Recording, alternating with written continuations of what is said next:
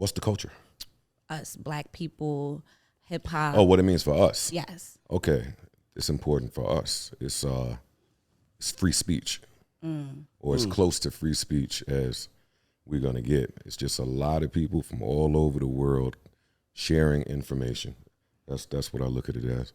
We've never had this type of boom in the.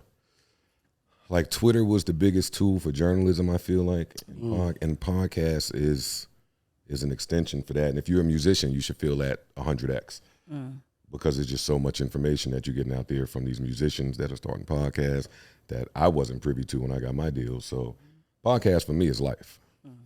I was about to say, you really gave rappers the blueprint because in hip hop is not a young man's game now, like as it used to be. But in hip hop, there was the game was, once you got to a certain age, you got to go home. Like I grew up in a neighborhood with Nice and Smooth. And I remember Smooth from Nice and Smooth lived in the building.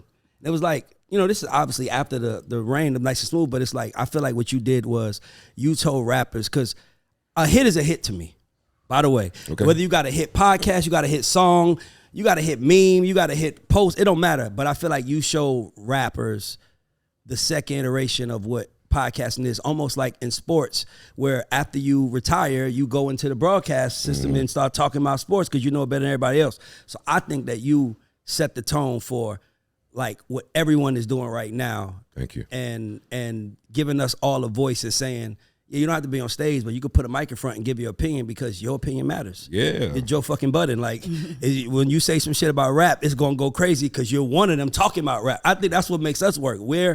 I'm in the music business currently, so when I talk, the people in the music business can't ignore it because I'm one of them. I got the biggest song in Spotify history right now under my belt. So just looking at it from that, so I say thank you for that because you showed us, nigga, you don't have to song and dance every time. You can just control your own shit. Yeah, but niggas like me need niggas like you. Yeah. Like every time I see the clip, I was like, oh, this nigga talking some real shit again. Yeah, man. I don't know if we're supposed to talk like this, but salute that there's somebody talking like this. But here's the thing though, that's what, to me, I feel like we are superheroes. You, myself, everybody in here, because nobody in here is working like a regular 9-to-5 fucking job. We all found a way aligned with what we love, which is hip hop, and said, I'm gonna find a way to make money in the culture of hip hop. So I just salute you for that shit, man.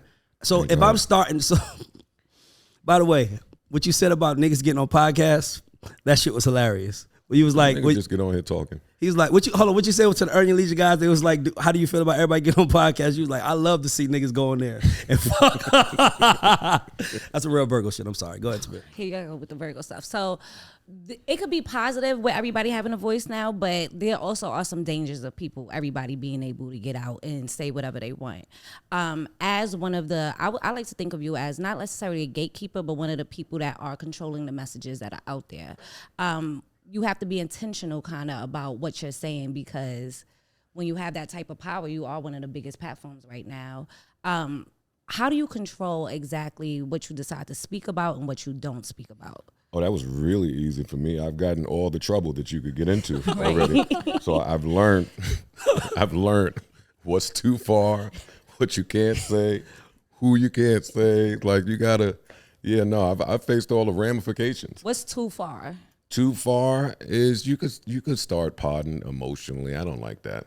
I don't like emotional podders. So I gotta ask you a question because hip hop, I think the biggest problem in our culture is that we don't have regulators. Like anybody can do it. So let's say somebody wants to start a podcast and Joe is the leader of the podcast committee in hip hop. What are 3 things that you have to have for you to say, okay, you can do it? Will, a strong opinion, and you got to be a thinker. Like thinker/conversationalist. Like I just enjoy talking. Me too. I could do this all day. That's how I am. I could do this all day long. Me too. If it's just a mic and a camera and my friends, like the introvert in me couldn't be happier that this is here. I don't want to be around no niggas. Yeah, you put a phone, you ask me my opinion on something and I'm in a comfortable space, I'm gonna talk all day about it. Yeah, but I mean the most important thing I always tell podcasters is to start. Like most of them just won't start. They won't go get the equipment. They won't sit there and learn how to broadcast better, watch themselves back, check their mannerisms, see shit like that. That's what I mean. Like I did Love and Hip Hop, so I watched myself. Most people don't get a chance to see themselves. It's like, oh, look at that. All right, let's sharpen up. I did radio, so I heard myself. I've done things where you just know that whatever's happening in the moment could sound back. Sometimes I do a song at nighttime and it sounds crazy.